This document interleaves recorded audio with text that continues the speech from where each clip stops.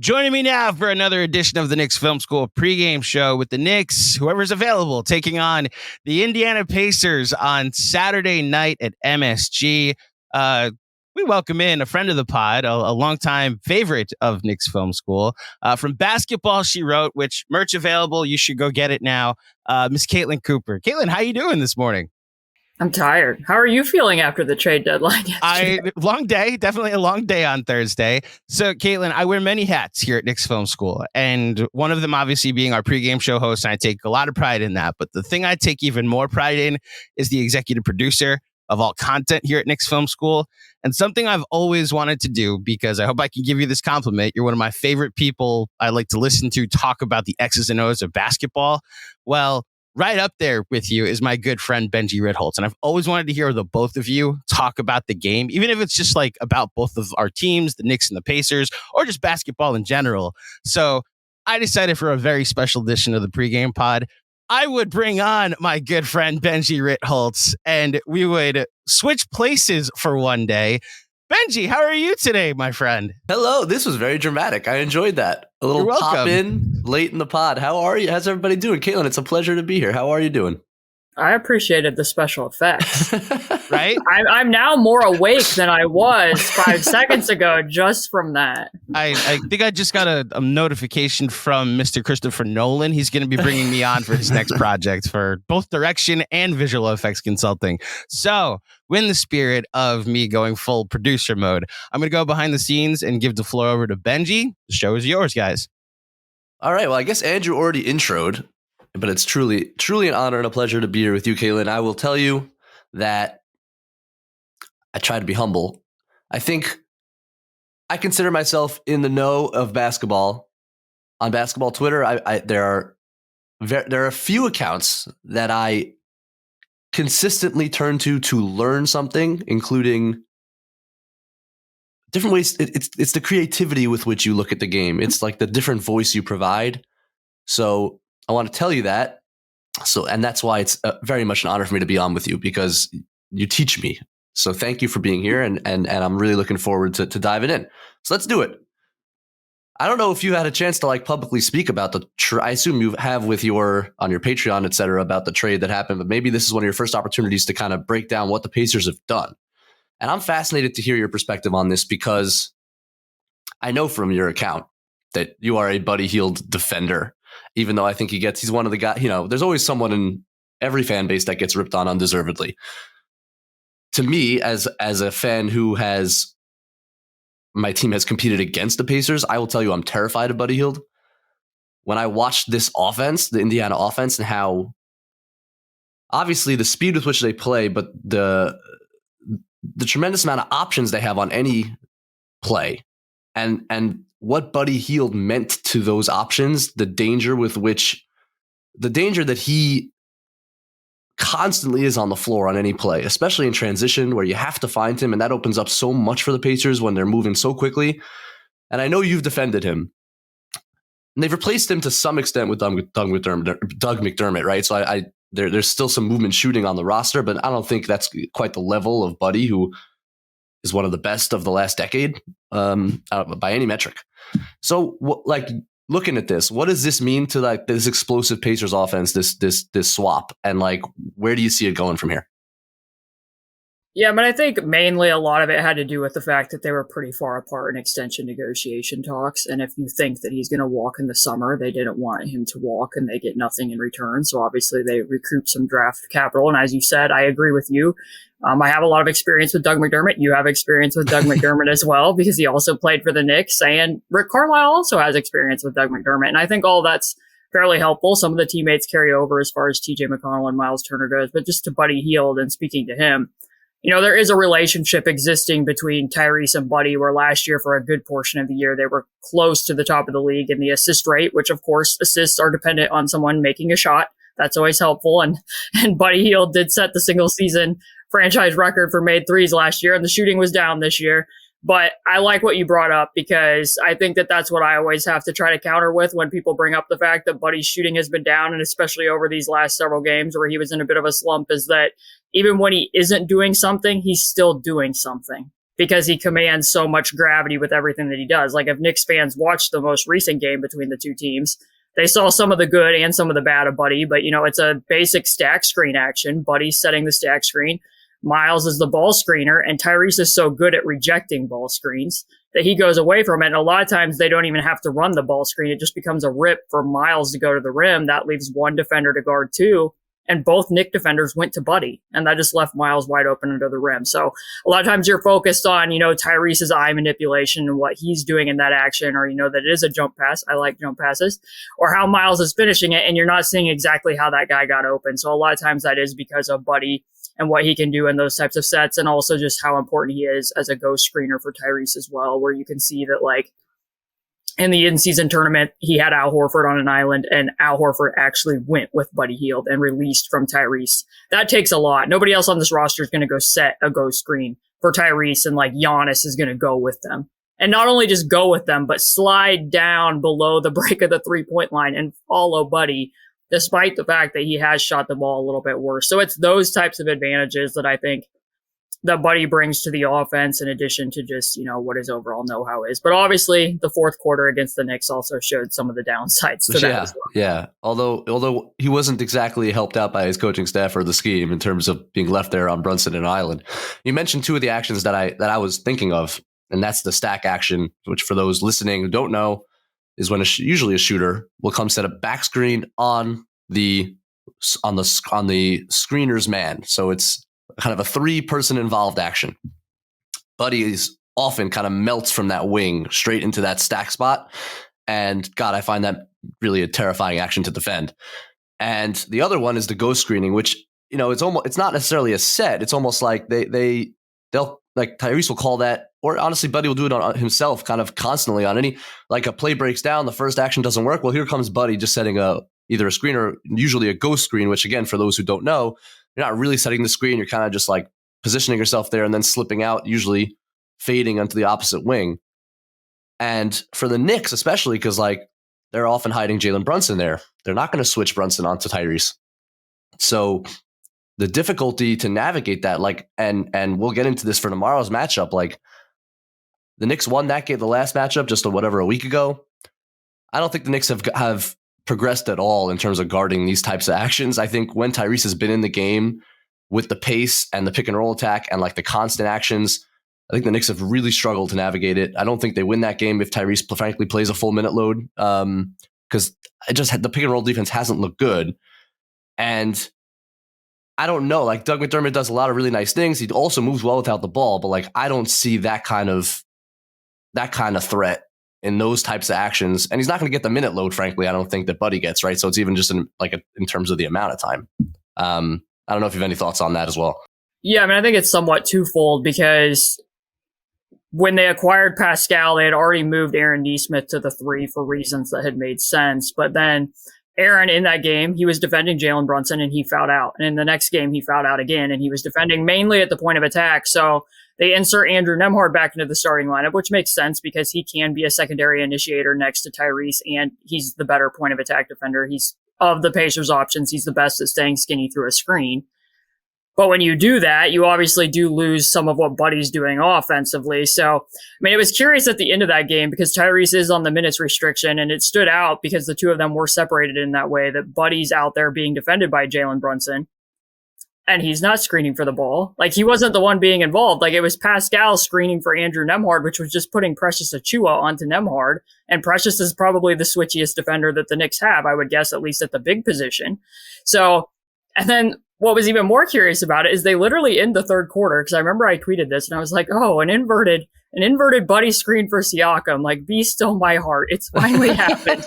And like, I don't understand why that wasn't like a feature down the stretch in the fourth quarter, because Buddy had Jalen Brunson guarding him. Like, just go set the flat step up screen for Siakam and let him go at that matchup. And instead it was like going head on against Precious multiple times down the stretch in the fourth quarter, in addition to leaving Buddy on the island at the other end. So like, if you were going to leave Buddy in, like, at least like put him to work here a little bit. Yeah, but yeah. I mean, you watched every defense try to guard this Indiana team. The Knicks, I think, are in some ways, because they're not schematically diverse, and also because their personnel with Brunson, and then usually a center who's not as switchable, or at least won't switch based on the scheme.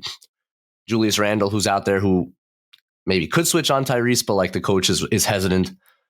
Do you think that, generally speaking, the ability to switch liberally on Tyrese actions is the only way to slow this offense down? Like, can you play a more traditional scheme without trapping and without switching and have any real shot? Because that's with the Knicks defense right now, when I'm watching, I'm doubting that, at least in terms of what the Knicks have to offer. But I don't know if you have any thoughts. Yeah, that's interesting, because over like roughly the first 26 games when Tyrese got traded to the Pacers, I would have told you that switching a big onto him was the best bet. Like, obviously, if you have somebody like Evan Mobley, like even like Isaiah Stewart in Detroit, stalled the offense out to a degree where they ended up tilting more of it to Malcolm Brogdon when Malcolm Brogdon was still on the roster, because Tyrese at the time just he's not somebody who's really going to spin his tires, and he's not necessarily going to beat a switch off the dribble. He typically does it with his shot and creating separation with the side step to the right. Now he's found some hacks to it where it isn't quite as effective, because he can sidestep to the left a little bit more. He's more willing to do that if you shade him that way, at least pulling up from three. And then in addition, he has one of my favorite tricks where, because the sidestep to the right and the step back is such much of a threat, that he'll fake it, get that big to draw closer to him, and then he'll pass out of it and cut right in front of that big for a give and go. And then he's put the defense automatically in rotation with the big behind him away from the rim. So, like, he's found little things like that where I don't think just flat out switching the big right onto him is as effective. But like you said, like Doug McDermott, by comparison to Buddy, he doesn't set that many ball screens. Like, I looked at the numbers for San Antonio and even the last time he played for the Pacers, and like it was like 2.5 ball screens per 100 possessions compared to 12 for Buddy per game. So that isn't a super big factor of the way that he's been used in offenses. He's far more somebody who's like flying off of staggers, being used off strabbers, or like DHO 2-man actions was really good between, Kyle O'Quinn and those types of connections. But Buddy does a lot more. Buddy does a lot more as like a stag screener and as a ball screener for Tyrese. So that option, we'll see how it goes. But as far as like traditional coverage, a game last year against the Knicks when Quentin Grimes, who no longer plays for the New York Knicks, was available, and Mitchell Robinson was there, and they played him in drop. Like, Quentin was one of the few people that I've seen who's been able to, if Tyrese rejected a screen, he still beat him to the spot 2 or 3 times in that matchup. And that's really why I think that Tyrese started going at Randle late in the Wally Zerbiak game, because that coverage was good enough that he was like, hey, we got to get somebody else involved. So then it ended up being Julius out on a switch. But other than that, the best traditional coverage that I've seen, which obviously Boston mixes up and does a lot of different stuff in a game, is that Derek White weaked him. Like, Boston will weak him from the start of a game and force him to go left. And that kind of reoriented what the Pacers want to do offensively. So typically they set most of the screens for him to attack downhill going to his right. But the second time they played Boston, they're like, hey, we're going to set these for him to go to his left, so at least he can still access the screen. And while he can stop and pop going to his left, because he is pretty floater dependent, when you weak him, you're still getting that dominant hand contest when he goes up into his floater. So it affects him a little bit more. Like, if you can weak the screen, even if your big's in drop, you'll be more effective than if you're just playing like traditional rear view pursuit, chase over the top. Oh, that'll be interesting. That'll be interesting to watch if the Knicks try to get to that at all. I was saying, it's funny. It's almost the inverse of Luka, who they played last night, who only exclusively shoots off the dribble to his left. And I was saying, and he hit like 6 of them last night or something, step back threes to his left. And I was saying, I think at some point you probably got, even though it seems counterintuitive, you got to get him going right and like live with the concept. Obviously, he can get downhill, he can make plays going right, but like, he's killing you with this. There's no way to contest it. I don't know. Try to force him into the lane and make and figure it out from there. Tyrese is a unique player. Most righties feel more comfortable going to their left. He's unique in that he has this strange form that allows him to be so effective shooting to his right. When the Knicks generally try to kind of force guys left, Dante DiVincenzo's kind of a victim of this. He'll like jump really early and basically just like roll out the red carpet into the lane. And so I worry a little bit if the Knicks go to that strategy, but it'll be interesting to monitor. And that's too because, like, if somebody were to go, which weaking is different than ice, but when they do, like, Tyrese is already, like, going to try to reject the screen to begin with. So if you open your hips too early, that's just going to play into what he wants to do. Yeah, DiVincenzo got burned with rejects a few times in that game. And if you let Tyrese reject, it's basically over. You mentioned Siakam, and you know that this is again, when I'm viewing the game and like from a Knicks perspective, it's jarring to watch Siakam isolate, because the Pacers offense was so snappy, right? Action to action to action, screen to screen to screen. If something breaks down, send Buddy Hield to screen. Like it never stops. And all of a sudden you have this guy who does slow that down and interrupt it. Now, maybe in a healthy way, and maybe they need some of that punch, but I'm curious if you felt that, like, the stalling of the offense at times when someone who's more ball dominant, more ISO heavy enters the fold, and how that's affected the flow and the offense in general. Yeah, I mean, for the first 2 seasons of Tyrese being here, if you count the 26 that he played after the trade deadline, like, to listen to the coaching staff, they're always like, get to the next action. And the main way that they do that is like what we said. It's usually like Buddy or somebody setting a blur screen, or what I would refer to as a reignition screen, to get them to the other side of the floor and to get into whatever's next. Or sometimes it's like motioning for a big to come get the ball at the elbow, and then they'll go into split or something like that. But in part, it's like which begets which. It's kind of sometimes like when you talk about Julius Randle in the playoffs, is the ball stopping because he's isolating, or did the action around him stop so he isolated? It's kind of the chicken or the egg type of a question. So are the Pacers not isolating because they don't have isolation options? You know, like, that's part of it, I think. And like, there's times where you could look at it where Tyrese is getting blitzed more, he's being face guarded, or like, you know, there's a game against Boston where I have a screenshot of it on Twitter where Jrue Holiday's literally standing on the logo with Tyrese, and it looks like a box and one. Yeah. Like, legit, it looks like a box and one if you just look at it, and it was not. They were just that comfortable playing 4-on-4 and being like, as long as we take you out of this, it's fine. And like, when you have Siakam out there, like, I compare him to, like, he has very staccato movements, very languid finishes, whereas the Pacers are far more lyrical and flow based. And he fits in by distinguishing himself, I think, because like, they were running a lot of plays for him. Like, you could tell early on in the game that they played against Phoenix. I clipped it for a video that I made on Patreon, that like they were running a sideline out of bounds play, and Andrew Nembhard was having to tell him where to go because he didn't know. And he still had 31 points in that game. Like, just because organically, like, but probably the top thing they like to do for him is, like, they call it C. It's just like a corner screen, somebody coming up out of the corner, setting a touch screen. And then if they don't get anything there, they'll reverse it to the big for delay into like a pin down into a handoff for Chicago. Like, that's a play that they run a lot of times every game. And now, because Siakam's a lot of times the person setting the touch screen, if he gets a switch, it's just an automatic post up right into that. Or if he's the ball handler, it's just a bully drive. Similar to what Jalen Brunson would do if he's bringing up the ball and he wants to go into a bully drive and tunnel to a spot. So I don't think it's too disruptive. It's not like they're running a bunch of like static post up plays. Like, it's very different.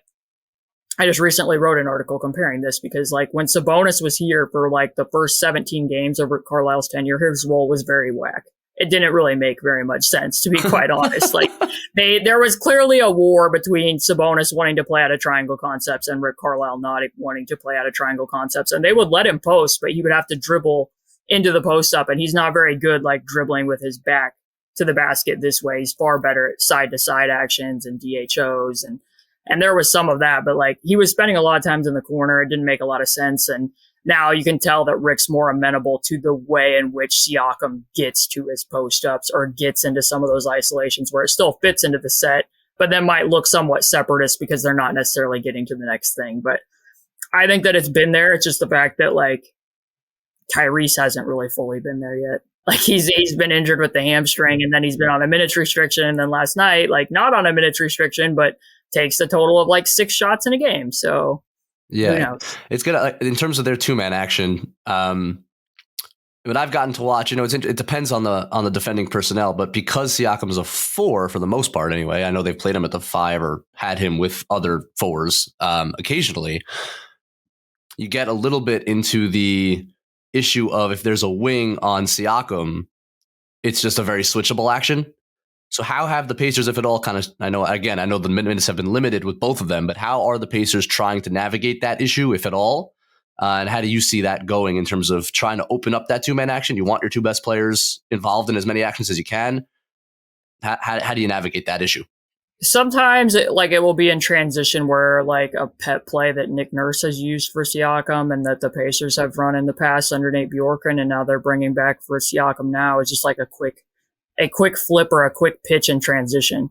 Where if Tyrese is bringing it up, then it's not fully a ball screen. He's just tossing it behind him, and then you're getting the defense moving one way, and you get more of a head of steam into that so that if they were to switch it, it's with you already having motion headed downhill to get to his strong hand. So that's one way. Then another thing is several teams are cross-matching it, because this is the other thing about Miles is that Miles very rarely gets defended by fives. So sometimes you're seeing more of like, oh, Porzingis is getting put on Siakam, Embiid's getting put on Siakam, or whoever it is. And like that actually has excuse me, I'm just very used to traditional matchups because that's just how we play. So like Hartenstein will be guarding Miles Turner. I can guarantee it if he's playing anyway.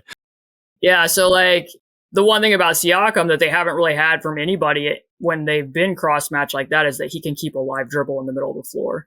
So like, they tried to do this when Jalen Smith was starting next to Miles, like Brook Lopez got put on Jalen and Jalen kind of gets stuck in mud. He's not as shifty, he's not as explosive, whereas Siakam can be like, oh, I'm going to snatch back against Joel Embiid, and then I'm still going to get around the edge of the defense with my left. And by the second half, Embiid's like, okay, I don't want any more of that. Like, I'd rather just sag off and let Miles shoot, and then Siakam was like, oh, if you're going to sag off and let Miles shoot, then I'm just going to drive right at you, draw that help, and kick it out to Miles. And if it's a good shooting night for Miles, then that's fairly effective. And he's had some of those against the Knicks. He did have one where Dom Thibodeau tried that tact, and he ended up having a 7 3-pointer game or whatever it was. Remember it well, yes. But yeah, so there are a lot of crazy lineup combinations. Like, I mean, Boston even got to one where they had gone so small that Drew Holiday was defending Miles at the 5 as a 5, and he was setting screens. So strange stuff. Yeah, for sure. I mean, it's funny, assessing. You look at the Pacers numbers, and it looks like, I mean, the percentages, the shooting percentages of the role players are outrageous. I mean, they're really outrageous. And like, it has to be attributed, like all these guys having 45% 3-point shooting seasons. It can't just be like we picked out these, right? Like they're all having career years. These aren't rookies. These are guys that have a track record of shooting the basketball. You have to attribute it to some extent to the system and like the shots they're getting, obviously. And this will touch on Obi a little bit, who I know we kind of haven't discussed because, frankly, he's been marginalized a bit, obviously, based on the personnel moves. How do you assess the performances here from guys like Jalen Smith, Obi Toppin, even Nesmith, who's shooting one of the best percentages in the league? How do you assess the performances, understanding that there's some degree of like inflation, stat inflation? Unless you don't feel that way, but I'm looking at the numbers and I'm blown away by these percentages. How do you assess that, and how do you, from kind of a future fit perspective, how do you look at that? Yeah, I mean, I think you have to look at it guy by guy and see like, what has changed necessarily for them in their roles. So like last year, Jalen started the year starting at the 4, and like I said, there was a lot of cross matches going on, but he had to be a higher volume shooter. And then to start this year, he was taking threes, but mainly on lower volume at the 5 spot. So a lot of times those are like free points. Like what's happening at the 5 spot is a lot different now than what was even happening. Like I like to bring up this comparison a lot, but like when the Pacers played in 2013-14 against the Atlanta Hawks, and Pero Antic basically wrecked them, despite the fact that, he wasn't shooting upwards of 40%, but Roy Hibbert was still chasing him out there. And then that was opening driving lanes. Like now it's kind of the reverse, where it's a reality of like, we have to give up something, and that's what we're going to be willing to give up. But if a big can make a 3, then tremendous, because it's an open shot. Like that's kind of more the reality that Jalen was existing in up until here recently when he went back to the 4. And then when the volume went back up, I think he was shooting like 28% over those games. So then in Aaron's case, like Aaron actually did spend time this summer being like, I'm anticipating that I'm going to be playing the 3. So I've worked more to be able to play above the break, and you've seen him be able to slide up and down the arc a little bit more. He gets used as a screener, some as a ghost screener, where he's stepping out and being able to hit those shots. And I do think that they've worked with him a little bit on like not requiring as much of a hop as he maybe needed in Boston to get like the kinetic chain up through a little bit smoother than what it would have been before. And then in Obi's case, like I'd love to know what your perspective on that is, because I did not watch every 3-pointer that he attempted with the New York Knicks, but I feel like he's doing a little bit more off of movement. Like I about lost my mind in that game against the Knicks when he got one as a trailer and took a dribble into a pull-up 3. Dude,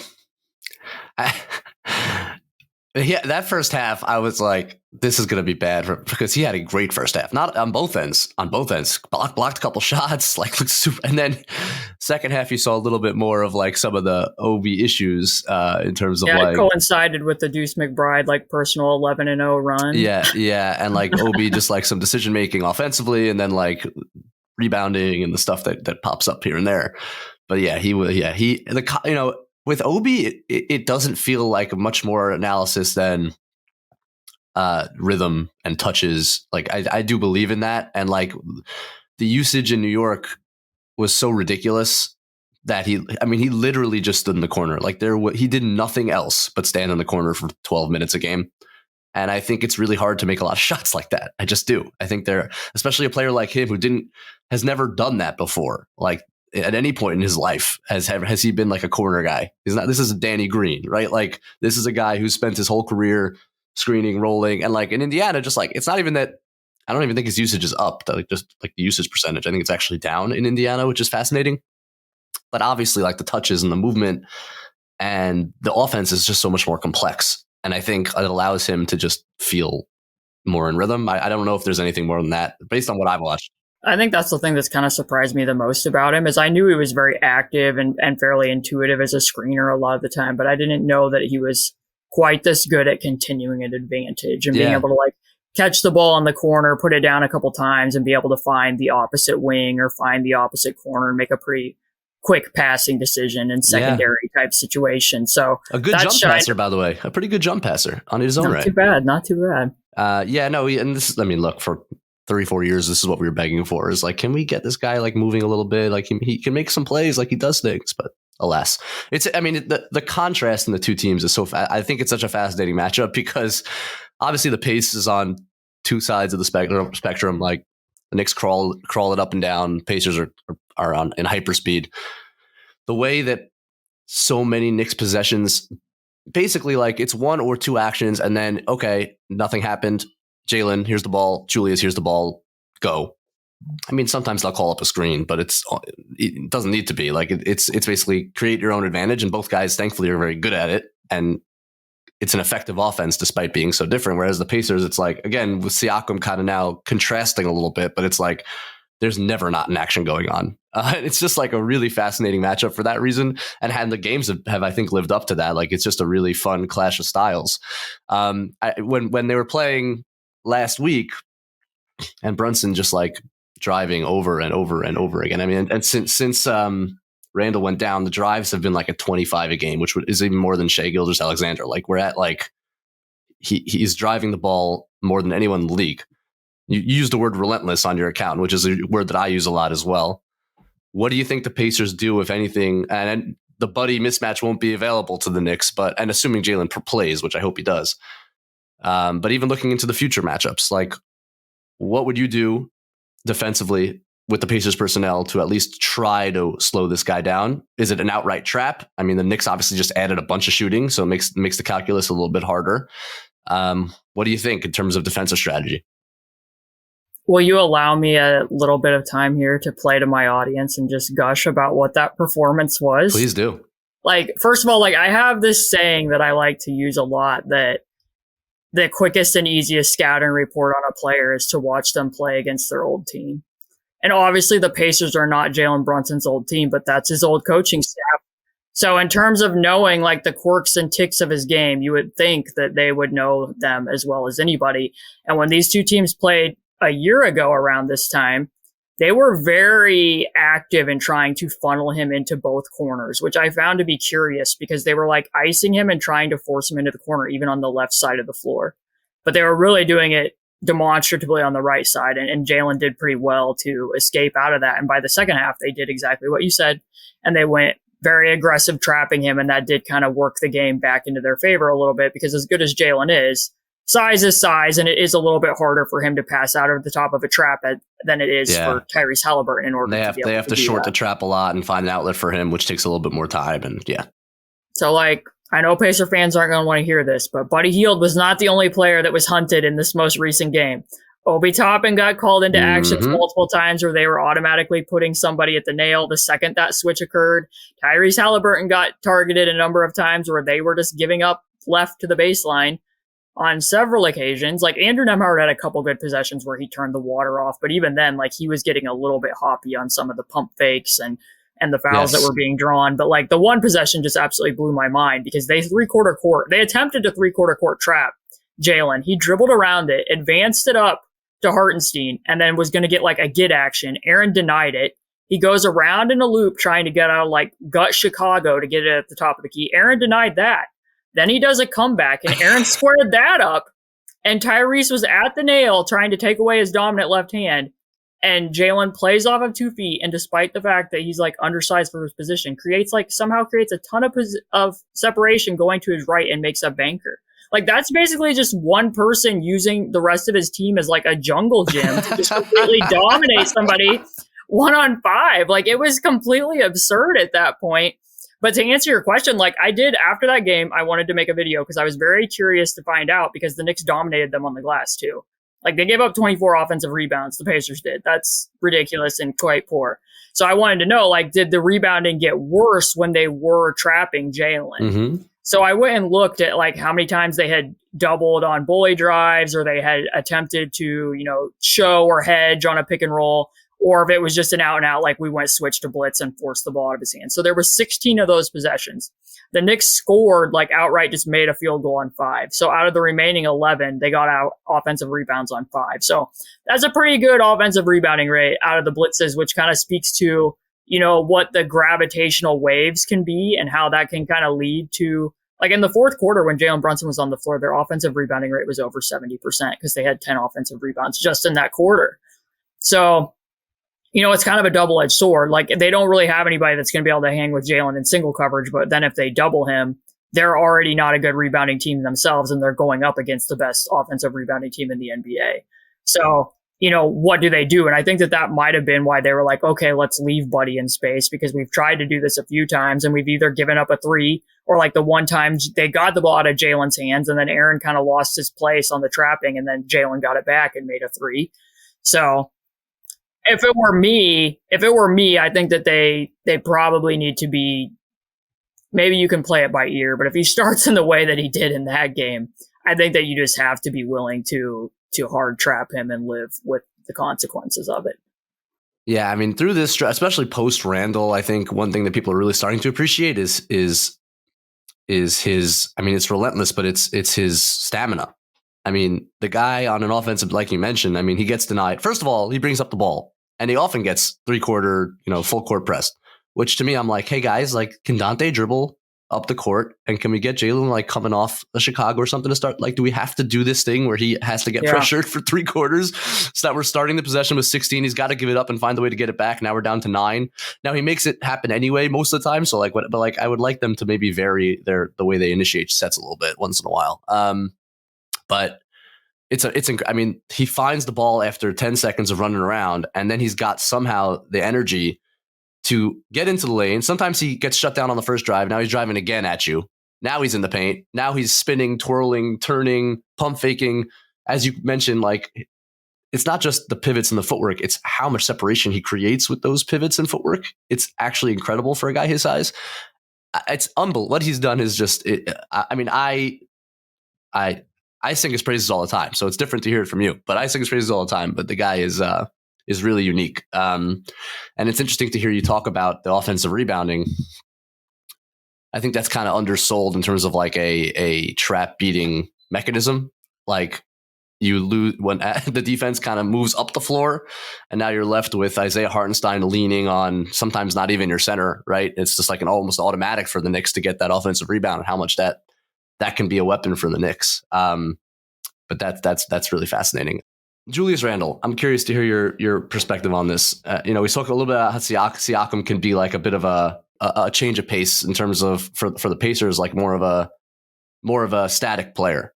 Julius is maybe one of the most static players in the league. Like once he gets it, it takes a long time for him to move it. Now he draws a lot of attention, and after 5-6 seconds of dribbling, pounding the ball in, once that help comes, if it does come, he's really good at finding an outlet, right? And he's done good work against the Pacers. I remember back in the Julius Sabonis days, those guys were just like, there were two titans just like banging on American each other. Gladiators. Like they both had like scratches on those matchups were unbelievable. Like for two like fairly mediocre teams at the time, like it was kind of fun to watch those games.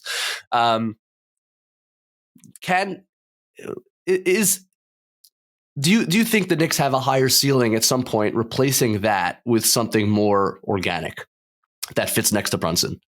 And this is kind of a big picture thing that a lot of Knicks fans think about a lot.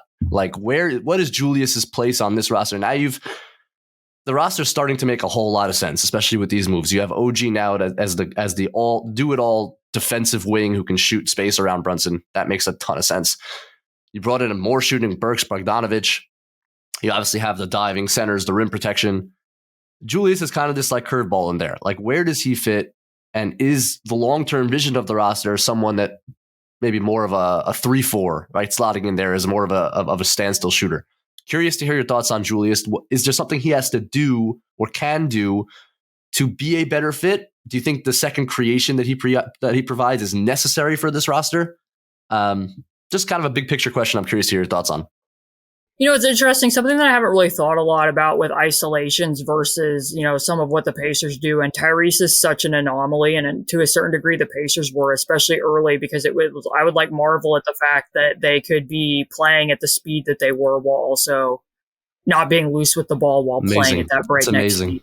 The fact that he doesn't turn it over a lot doesn't really make sense. Like, people will ask me, how are the Pacers not turning the ball over? And I'm like, I don't know. Because it's not like Tyrese doesn't make adventurous passes. He makes a lot of adventurous passes. Yeah. And he can still go, 2 or 3 games without having a turnover.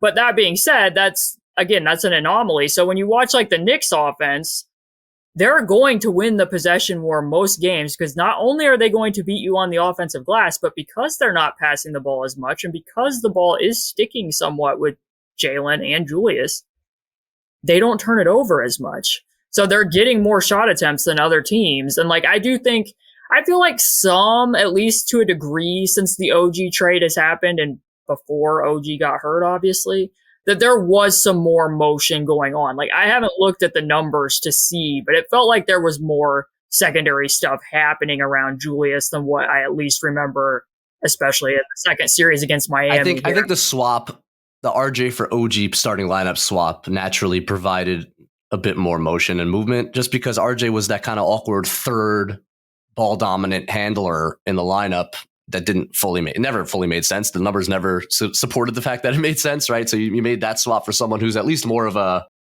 And also it helped that you made the swap for Dante DiVincenzo becoming the greatest shooter of all time. Yes, the best. Yes. Great swap. He became the best shooter of all time. Excellent swap there. Yeah. But I guess my question to you would be, like, how comfortable do you feel, like, now that there is so much shooting? How many of those guys do you feel really good rising up above and firing out of a DHO? Like, if that became, even more a central feature of what Randle did. Yeah, I mean, I think Bogdanovic for sure. I think he's a pretty versatile, diverse shooter from both corners, above the break, catch and shoot, pull up. I think he's been one of the best shooters. Like, and you have, I should ask you about Bogdanovic because you have some experience with him.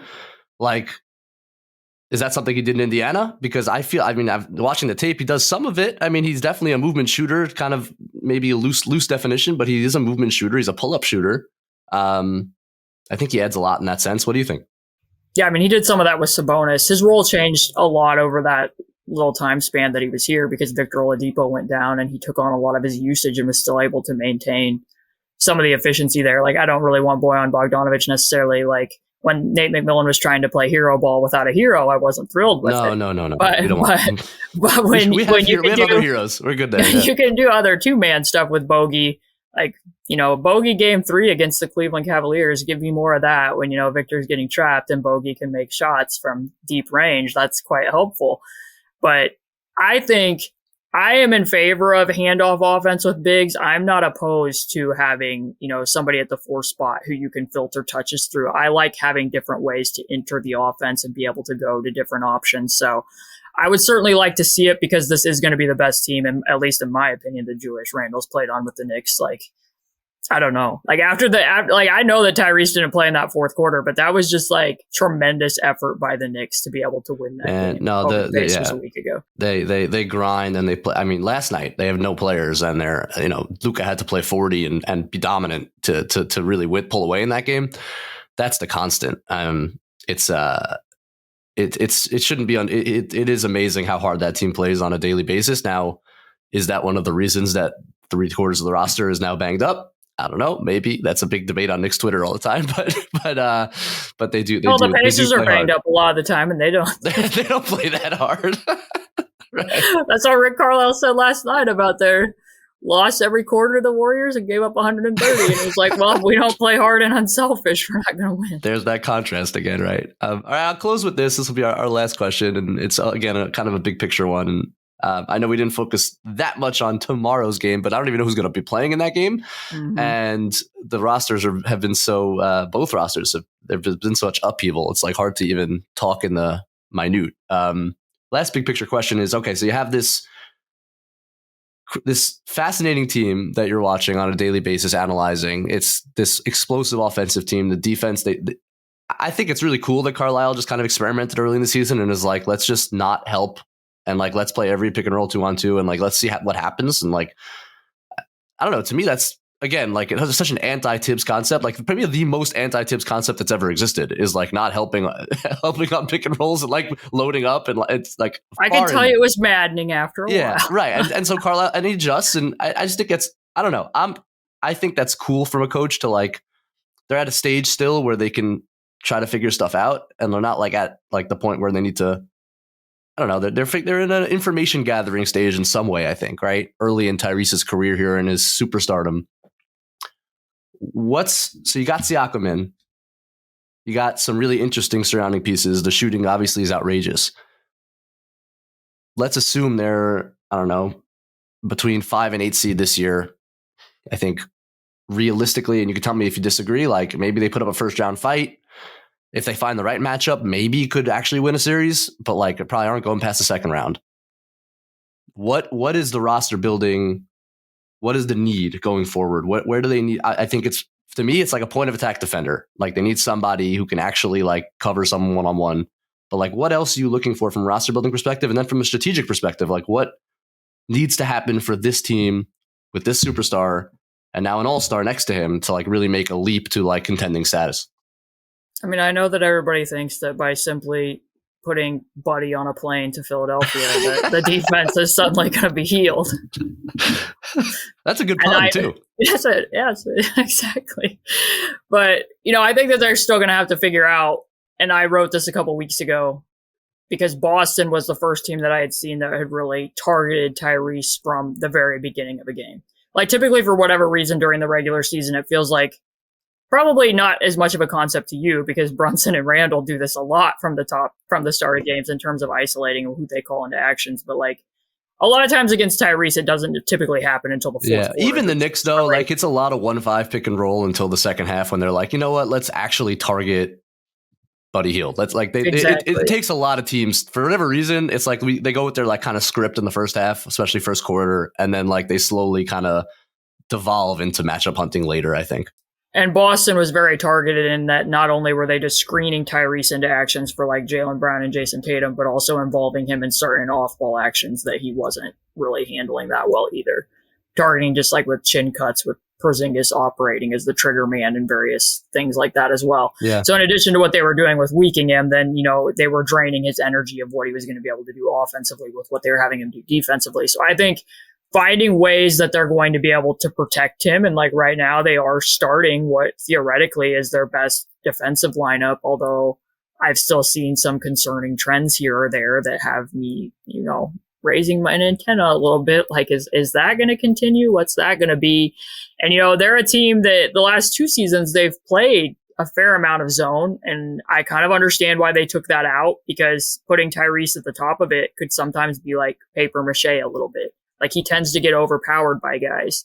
But at the same time, there's times where I watch it and I'm like, okay, that doesn't necessarily need to be an attack mechanism, but could it be protective for him? Like when you watch the Miami Heat and you see them put Duncan Robinson in the bottom of the 2-3 zone. Yeah. Like, is that something you could consider? Or when you watch the Cleveland Cavaliers in the past and they go from having Evan Mobley at the top of a 3-2, and then on a post touch, they'll have him slide back into a 2-3. Now that you have Siakam, do you have flexibility to maybe toy around more with zone than what you would have had in the past? Because you can put, Siakam and Aaron Nesmith and Andrew Nembhard potentially at the top. Those types of things, I think, like just finding small, tiny edges defensively where maybe it's not just so much of Tyrese getting targeted. And I think that's why the playoffs are going to matter, quite honestly, because the in-season tournament was valuable to the Pacers for that, because seeing, the Lakers trapping Tyrese to that degree and seeing what was going on defensively made it clear to them that they needed to go trade for Pascal Siakam. So maybe they get into the playoffs and they see, more areas of like, okay, well, that cropped up and that's what we need to do. Because I will close with this and bring this up to you, because I think that we do talk, and I just did it a lot, about like, oh, how are the Miami Heat going to protect Duncan Robinson or Tyler Hero when they're getting targeted, or what are the Pacers going to do? But in the reverse of that, I don't necessarily think that we talk enough about the fact that the archetype of like who Andre Roberson was for the Oklahoma City Thunder barely exists anymore. Like, you're basically talking about like Matisse Thybulle, to a lesser degree Isaac Okoro, although Isaac has shot the ball better this year. And those guys are more so the ones who are being played off the floor in the playoffs than the ones who are being hunted. Yeah. And that's kind of where the Buddy Hield thing goes full circle again, right? Because like if the Pacers aren't going to make a major leap defensively, do you have to be this team that leans into offense and having shot making at every single position so you can be the greatest offense of all time? And again, I get why they moved on, because they were very far apart in contract negotiation extensions. But once the playoffs are over this year, I think they should have a clearer picture of, can you trust Tyrese and he's just going to conjure magic if you surround him with all defensive players? Or is this a case where, hey, we're just probably going to have to lean into being, like what the Sacramento Kings were a year ago, like all in on offense and hoping that that's what you can be? So I don't feel like I fully know the answer to that yet. And I'm excited to see the exaggerated coverages and how Tyrese handles it and how he handles being in a playoff series. I mean, I think that too was big for Jalen Brunson before he even got to the Knicks. That series that he played against Utah with Luka out some of those games was so revealing as to what he was going to be able to be capable of, and obviously proved it at an even higher level with the Knicks last year. Yeah, I was thinking of you during the recent Lakers-Knicks game, because they saw the very same coverage. I mean, like identical, because again, the Knicks were very shorthanded. Brunson was the only offensive guy on the floor, and they are uniquely situated, the Lakers. They have a ton of length. It's like, and then if you get there, it's like Anthony Davis is waiting, and there's nobody better in that scenario in the league, I don't think, than Anthony Davis. Like, he erases your advantages by himself at the rim, which means you have to now kick to your so-so shooters, and you're kicking to your so-so shooters. I mean, the Knicks have this question about like getting played off the floor with Josh Hart, frankly, and like what Miami did to him in forcing him to be in those situations where it's like, oh, I am open on the wing again. What do I do? Right. And that thought process just kills your offense if you have somebody who can't make that decision quickly right away and like make a play out of it. And that's probably why the Bogey trade's pretty big, right? Huge. Like, you don't necessarily have to play Josh Hart in those situations, or you can at least dial back some of his minutes. Yeah, I've always said I think the ideal for this team is Josh Hart's more of a 20 to 25 minute guy than a 25 to 35 minute guy, which he is right now. Like, I think you're good there. Like, he's just too limited on offense against really great defenses, I think, to make up for it in other ways. And he does a lot of great things. He's a really good pickup for them. He does obviously great rebounder, very solid defender. The offensive issues are too exaggerated in those scenarios where, like, I think having Bogey, even Burks, at least for this year, like, I think that's going to help a lot in terms of limiting that issue. I'm going to ask you one more question. I'm sorry I'm keeping you long, but we got into this a little bit. So we're in this offensive explosion. It's very hard to stop anybody. What's the next defensive innovation to you that we see that actually, unless there is none and it's just like rules based and like offensive sophistication based and talent based, like as the talent continues to evolve, is there something that somebody's doing? I know the Celtics are super creative defensively. Maybe it's just like doing a lot of different things and like mixing things up to an extent where offenses don't know what's coming. But like, is there something that hasn't been executed a lot or done or looked at that you see as kind of the next defensive horizon in the league? I think it's a little bit of a mixture of both, and that like when you have guys who can be quote unquote defensive playmakers, you can try and do more things. I mean, just like what we just said. Like, somebody replied to me because I shared that tweet about Boston playing that 2-1-2 zone and Drew quarterbacking the middle of it and then morphing from zone to man, and they're like, NBA teams don't switch mid-possession from zone to man. I'm like, yes, they do. The Pacers did it a year ago. Like, they would play a basic 2-3 zone, and on a high post flash, they would match up on those high post flashes, because then it was forcing that big to have to, like, unless you're Jokic or unless you're Sabonis, or in certain cases like Julius Randle, you're going to live with that big shooting a mid-range shot or potentially having to make a decision. The problem is that the Pacers a lot of times would be somewhat glitchy in the in-between of matching up and finding where they were supposed to spray out to on the perimeter, so they didn't do it anymore. But that being said, is that, like, I do think that there's probably more avenues to even go to with combining different types of defenses just like that. And then also, like, this is a very small thing and it's going to get very nerdy, but one of my biggest pet peeves at the NBA level, and this isn't something that exists as much in the EuroLeague, is eliminating the term strong side and weak side and terming it more as taggers from the full side or the single side, and then determining what you can do to eliminate single side tags. So, like, just to create an image for people, like if Tyrese is dribbling off a pick from Miles Turner and Buddy Hield's guy goes and tags and Buddy Hield's shaking up to the wing, that is very hard to defend if you're sending the tagger from the single side and Buddy's on the back side of that. Like, I don't understand why so many teams do this. About the only coach that I've seen, like, just absolutely avoid that for a game was Frank Vogel with the Lakers. I think the year that they won the title, before it was in the bubble, they were playing the Dallas Mavericks and they would intentionally send the tag from the full side, even if that meant that, like, they were leaving, like, even if they had to zone up there.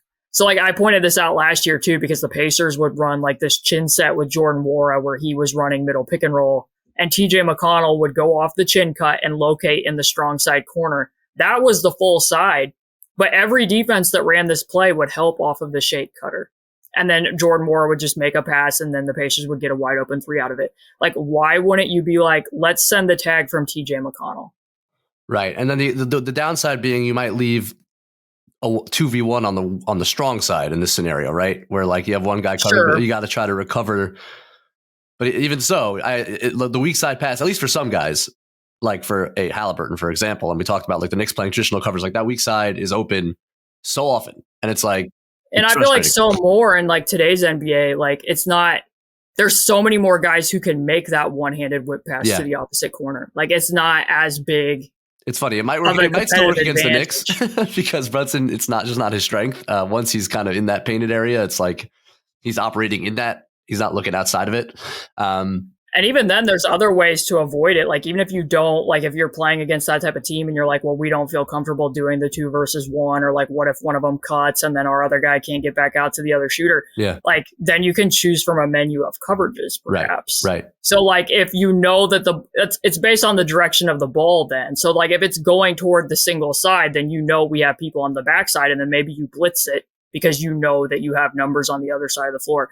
If it's the reverse of that, then maybe you next it because you know, oh, we only have one person on the backside, so we're just going to next here so that we don't even have to involve that tag.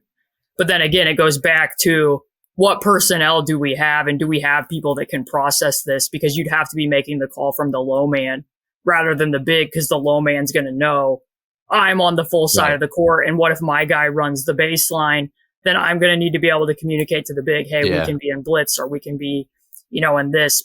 And it certainly requires a very high level of communication, because you're now there's an instinct to helping from the weak side, and, like, it's been ingrained in any ball player basically, right? Like, that's your help. But now you have to try to every possession re-navigate where everybody is on the floor, which takes, but not that it couldn't be done, but it does take a very high level of communication. But that's fascinating. That's a great answer. I just think it speaks to the level of, like, what I was saying, like, that archetype doesn't exist, is that there's so much shot making at every single position. It's and not just standstill shot making. It's like a 1 dribble 3 shot making, step back shot making, pull up 3 shot making, like even what the Knicks are going to be enjoying here pretty shortly when everybody's actually available. And depth and just, like, the length of shot. Like DiVincenzo's freaking spacing to 29, and it's like you have to respect that. It's like, and there are a lot of guys like that. It's not, I mean, it is crazy. And I think you and I both like it's so fun to watch the Celtics because Mazzulla like is really creative in like what he's doing. He has the personnel to be creative and he can cover a lot of ground and guys are really smart defenders and he can throw a lot of stuff at them and they can kind of digest it and implement it. But yeah, because there's other times where like you're watching a Nate Bjorkgren team and it's like, do we really need to try triangling two with Brogdon shadowing Jokic? Is that a thing that actually needs to happen? Yeah, it could get a little bit on the Galaxy brain side at that point. That's amazing. All right, Kayla, thank you. I took a lot of your time. This was a lot of fun. I could talk to you a whole lot more, but thank you for taking the time and joining us. Please, I think this is what Andrew does at the end of a show. Let the people know where they can find you. If you don't know where to find Caitlin, I'm disappointed in you as a Knicks fan because there's a lot to learn. So, Caitlin, let them know where they can find your stuff.